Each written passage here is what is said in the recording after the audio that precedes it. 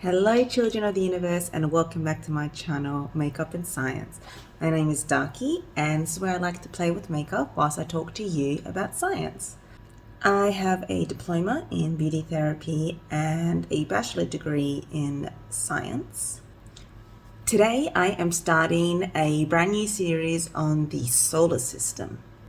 To kickstart the series, I'm going to be talking about our local star, the sun, because without it, there would be no solar system to talk about. So sit back, relax, and let's get started.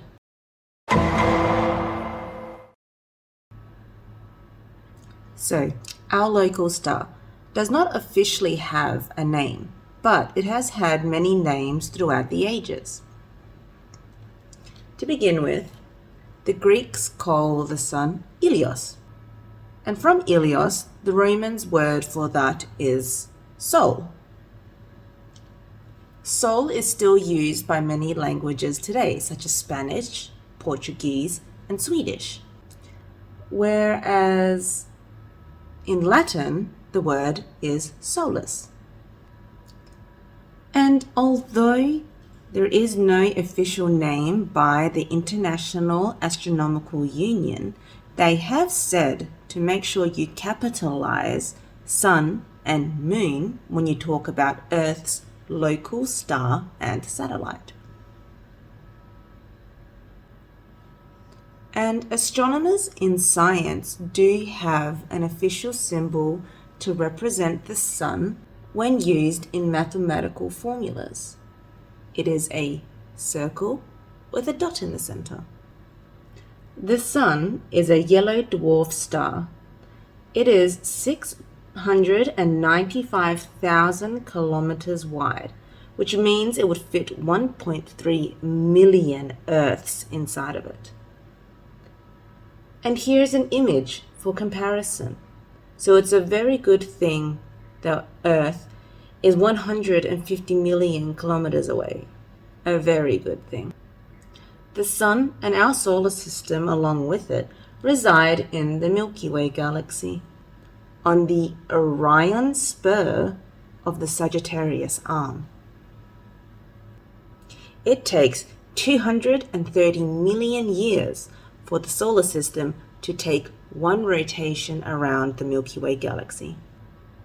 The sun is approximately 4.5 billion years old and formed when giant clouds of rotating gas called a solar nebula collapsed in on itself.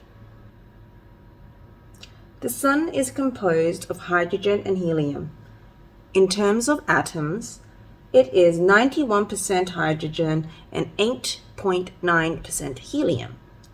But in terms of weight, it is 70.6 hydrogen and 27.4% helium. The sun's mass is held together by gravitational forces, creating immense pressure and temperature within its core. The sun has 6 regions, 3 inner and 3 outer. The core, being under immense pressure, has a temperature of 15 million degrees Celsius, which is sufficient to sustain thermonuclear fusion, where atoms bind together to create larger atoms. So in this case, hydrogen atoms combining to become helium atoms. When this happens, immense, giant amounts of energy are released. That energy is all the light and radiation that spills out through the entire solar system. From the core, the radiation given off from nuclear fusion travels outwards into the radiative zone and takes approximately 170,000 years to travel to the next layer, the convective zone.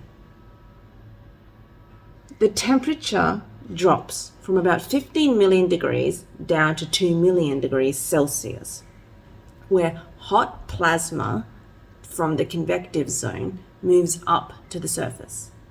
As the name suggests, the convective zone generates a magnetic field. The massive magnetic fields generated by the sun is a process called solar dynamo mechanisms, We on Earth use dynamos to produce electricity inside of electrical generators. The surface of the sun is called the photosphere. It is 500 kilometers thick and 5.5 thousand degrees Celsius. The photons we see as sunlight are produced in this region.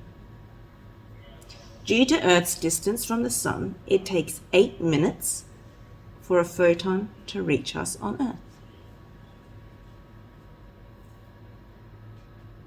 The photosphere is also the source of solar flares. Solar flares produce bursts of X-rays, ultraviolet radiation, electromagnetic radiation, and radio waves. The chromosphere emits a reddish glow as hydrogen atoms are burnt off, but we can only see the red rim during a total solar eclipse, as the photosphere is usually too bright for us to distinguish the red light. The last layer, the corona, can also only be seen during a total solar eclipse and looks like white plumes streaming from the sun with ionized gas that flow out into space.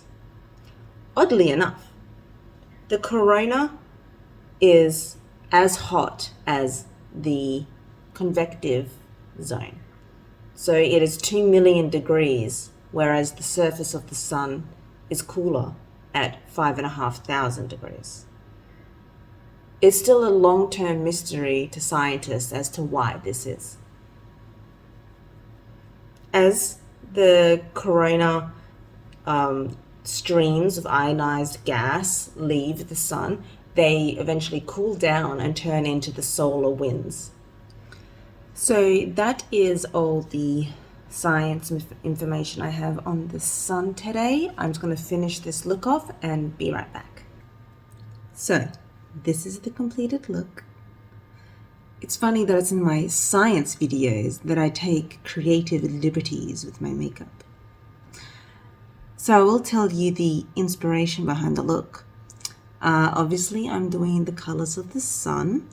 Now the core is the inner corner, so a blinding white light for all the nuclear fusion energy.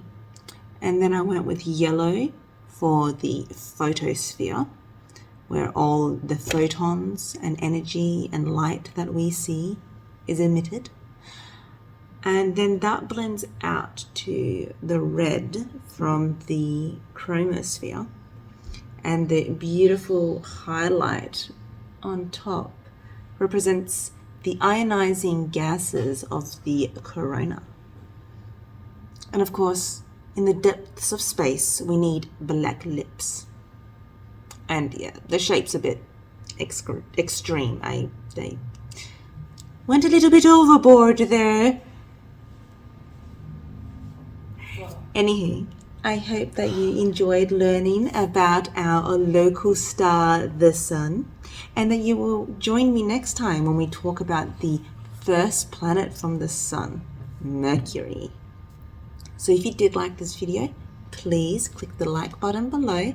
Consider subscribing if that is your thing, and I'll see you next time on Makeup and Science. Bye! Be gone, son!